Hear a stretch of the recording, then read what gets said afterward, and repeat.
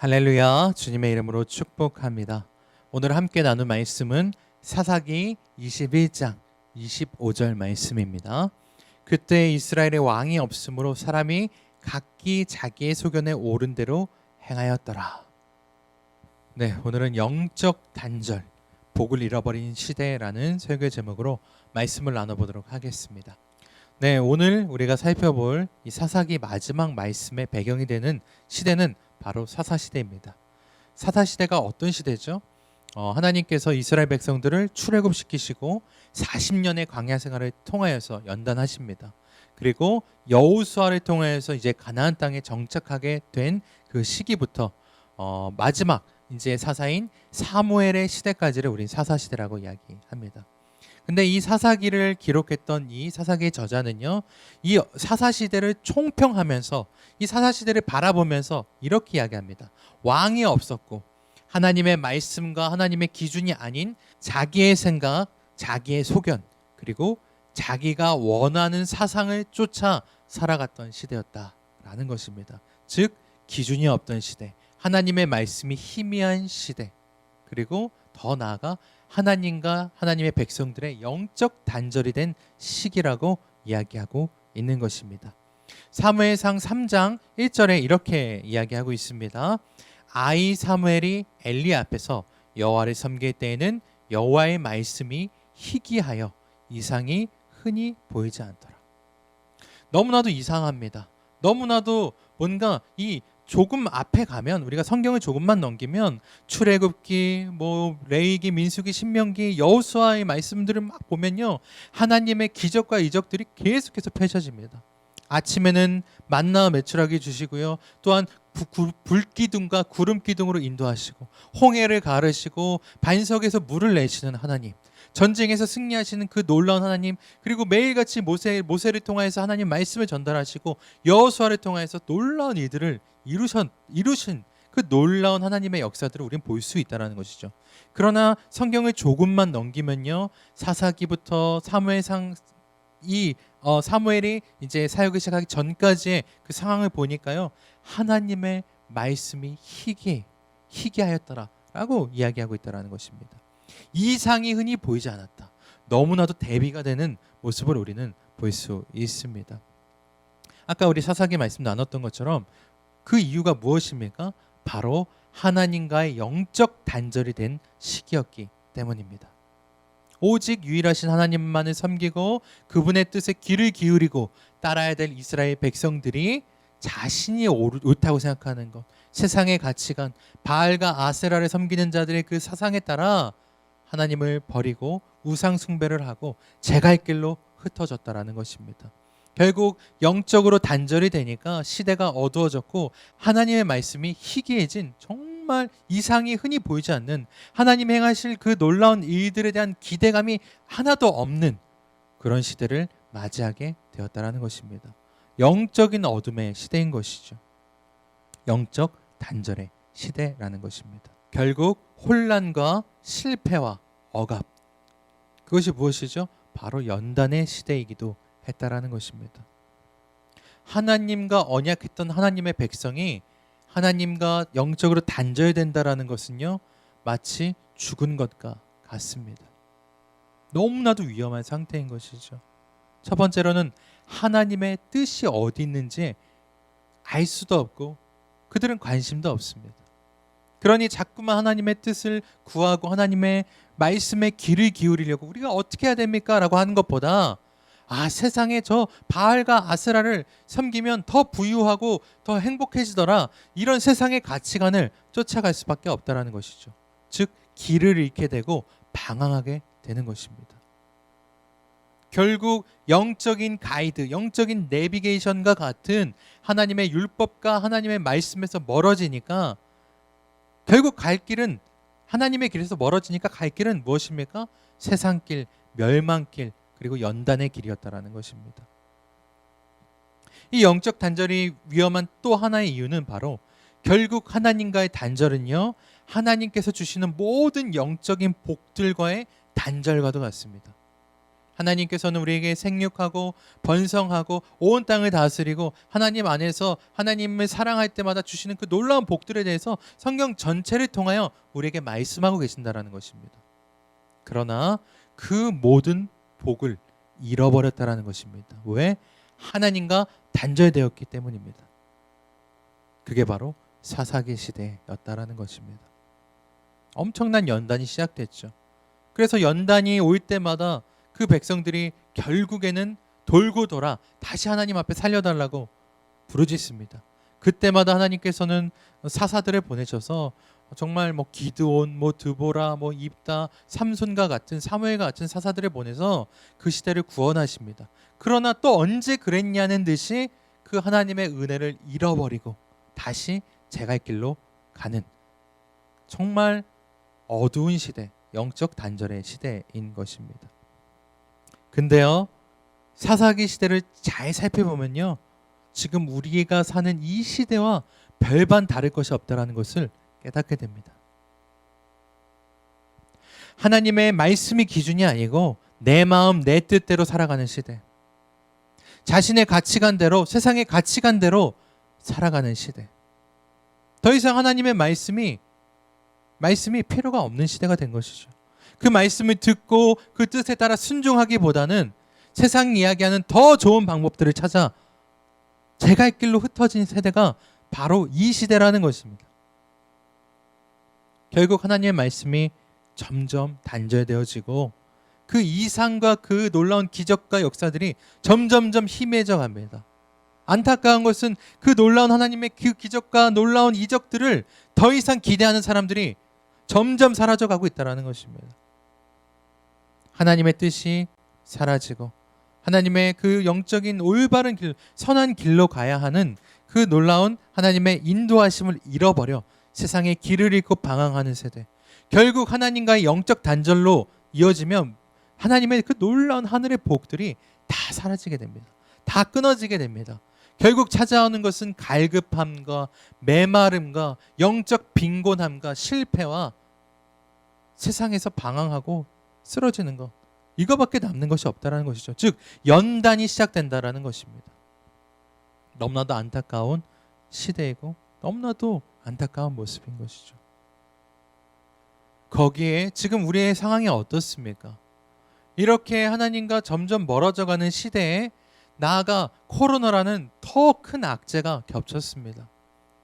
더 많은 사람들이 교회에 나와서 하나님 말씀을 듣고 하나님 뜻을 구하고 회개하고 나아가 하나님 주님의 길을 인도하여 주시옵소서, 다시 한번 하나님의 말씀을 우리 가운데 충만하게 부어주시옵소서라고 부르짖어도 모자랄 판에 점점 더 교회에 올 수 없게 되고 환경적으로 더 어려운 시대가 돼가고 있다는 것입니다. 그러니 영적 단절, 이것이 점점 더 가속화되고 기존의 교회에서 열심히 하려고 했던 그 성도들조차, 그 마음조차도 점점 멀어지게 만드는 너무나도 안타깝고 가슴 아픈 시기를, 그런 시대를 우리가 살아가고 있다라는 것입니다. 이런 시대에 우리는 과연 어떻게 해야 하는 것일까요? 우리의 신앙은 어떻게 해야 되는 것일까요? 정답은 하나입니다. 바로 하나님과 단절이 아닌 하나님과의 교통이 다시 시작돼야 된다는 것입니다. 그러기 위해서는요, 첫 번째, 교회의 회복이 있어야 됩니다. 교회들이 먼저 온전히 하나님의 말씀을 듣고 그 말씀에 순종하여 이 영적인 교통을 통하여서 하나님의 뜻을 온전히 성도들에게 흘려보낼 수 있어야 된다는 것입니다. 교회가 세상의 가치관에 따라 부와 명예를 쫓아가는 것이 아니고 온전히 진짜 하나님의 뜻이 무엇인가, 그 뜻을 이루기 위해서 우리가 어떻게 해야 될 것인가에 대해서 목숨을 걸고 그 본질로 돌아가는 그런 교회가 돼야 된다는 것입니다. 결국 하나님과 교통이 이루어지기 위해서는 교회의 회복이 있어야 된다는 것이죠. 두 번째는 교회와의 회복이 있어야 됩니다. 교회와 성도들이 지금 너무나도 간격이 벌어지고 있습니다. 많은 사람들이 다양한 이유로 교회를 떠났습니다.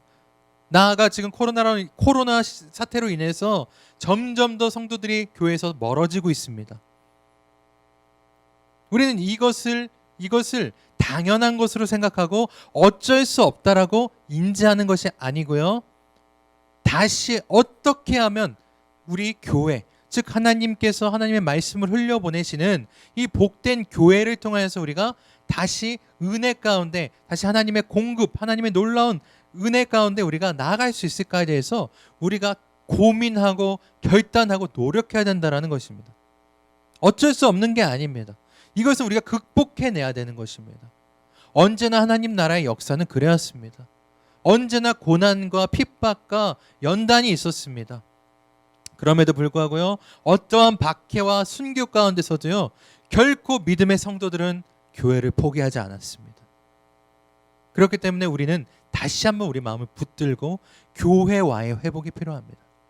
다시 교회와의 회복, 교회와 회복한다는 것은 하나님과의 회복과도 이어지는 것이기 때문입니다. 결코 교회를 포기해서는 안 된다는 것입니다. 그리고 세 번째는요, 바로 예배의 회복입니다.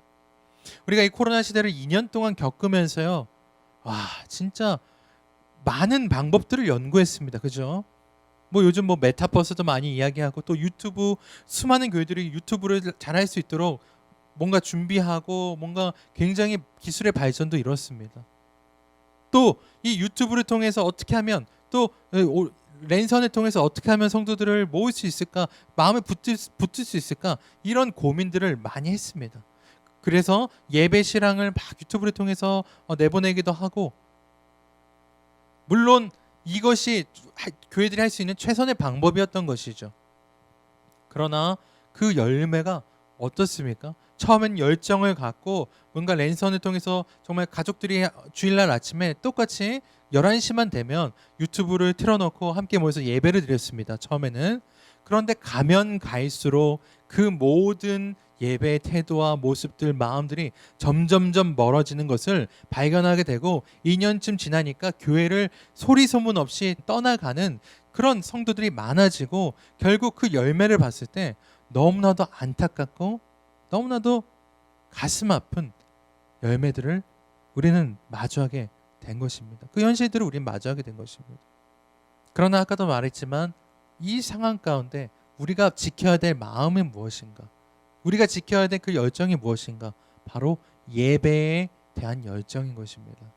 뜨겁게 하나님을 찬양하고 예배했던 그 시절, 그 마음들을 다시 한번 우리가 기억하고 불태우면서 언젠가 우리가 다시 함께 모였을 때 그렇게 예배할 것이다라는 소망과 믿음과 굳건한 의지를 갖고 우리가 있는 자리에서 최선을 다하기 위해서 끊임없이 넘어지더라도 끊임없이 다시 일어나서 다시 주님 사랑한다, 주님 계신 그곳이 하늘나라입니다 라고 고백하는 것이 지금 우리가 할 수 있는 예배 회복인 것입니다.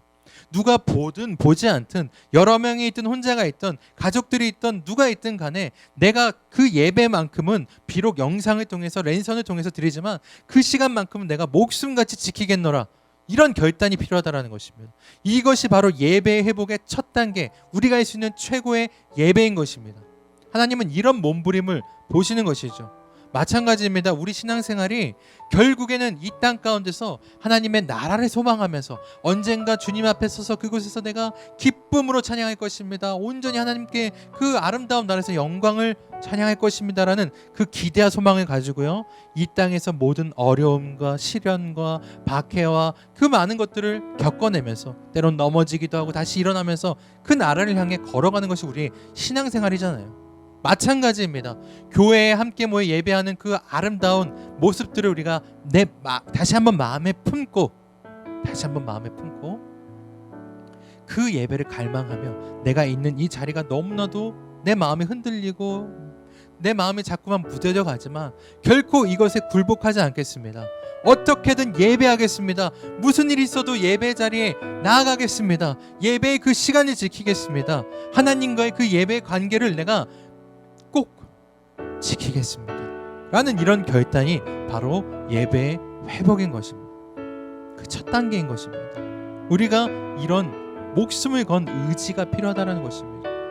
과거에는 생명을 내어 던지면서 그 신앙을 지켰습니다. 그러나 우리는 생명이 아닌 바로 그런 우리 삶의 태도와 의지를 통해서 신앙을 지켜야 된다는 것입니다. 그리고 마지막으로는 바로 기도의 회복입니다. 결국 기도 외에는 이러한 일이 일어날 수 없다라는 예수님의 말씀을 기억합니다. 예수님이 하신 수많은 기적과 이적들과 놀라운 복음의 역사들, 제자들이 물어봅니다. 어떻게 하면 예수님처럼 이렇게 할 수 있습니까? 그때 예수님께서 말씀하시죠.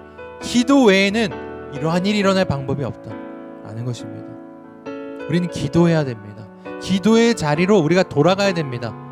우리가 있는 그곳에서, 그 골방에서, 우리가 살아가는 그 환경 가운데 우리는 무릎 꿇어야 됩니다. 다시 한번 부르짖어야 됩니다. 주님, 교회를 회복하여 주시옵소서. 예배를 회복하여 주시옵소서. 신앙을 회복하여 주시옵소서. 어려운 시기 가운데 주님 지켜주시옵소서. 우리 성도들을, 교회를, 이 나라 이 민족, 전 세계 수많은 사람들을 주님 지켜주시옵소서. 그 믿음이 흔들릴 때마다 다시 한번 성령님 충만하게 임하셔서 우리로 하여금 다시 한번 하나님의 나라를 향해 나아갈 수 있도록 지켜주시옵소서. 이것이 바로 기도의 회복인 것입니다. 그리고 지금 우리가 할 수 있는 최선의 방법인 것입니다. 결국 이렇게 할 때 다시 하나님과의 영적 단절이 끝나고 하나님과의 교통이 이루어질 것이며 다시 주님께서 주시는 그 놀라운 아름다운 하나님 나라의 그 은혜와 그 복들이 다시 우리에게 쏟아져 내릴 것입니다. 너무나도 어려운 시기, 그렇지만 이것에 대해서 당연하다라고 생각하지 마십시오. 지금 이렇게 우리가 예배할 수 없고 신앙적으로 무뎌져 가는 것을 당연하다고 인정하지 마십시오. 그것은 사단 마귀의 계략이고 사단이 원하는 것입니다. 환경을 뛰어넘는 것. 기독교 역사는 항상 그래왔습니다. 주어진 환경을 바라보는 것이 아니라 저 아름다운 하나님의 나라를 바라보는 것. 이것이 기독교 역사의 핵심이고, 그렇기 때문에 모든 환경을 뛰어넘어 복음이 온 땅을 향해 나아간 것입니다. 지금 우리에게 그런 믿음을 주님께서는 원하고 계십니다. 다시 한번 신앙을 지키기에 모든 것을 내어주었던 믿음의 선배들이 갔던 그 길을 이제는 우리의 방법, 우리의 시대에 맞춰서 우리가 걸어가길 원합니다. 우리는 반드시 승리할 것입니다. 아니, 이미 주 예수 그리스도로 인하여서 우리는 승리하였습니다. 그것을 믿고 나아가야 합니다. 우리에게 필요한 것은 의지와 이 신앙을 향한 그 간절함, 또한 그것을 위해 노력하는 우리의 모습일 줄로 믿습니다. 하나님께서는 지금 이 시대에 그러한 성도들의 간절한 몸부림과 주님을 향한 갈망을 원하시고 또 기뻐하실 줄로 믿습니다.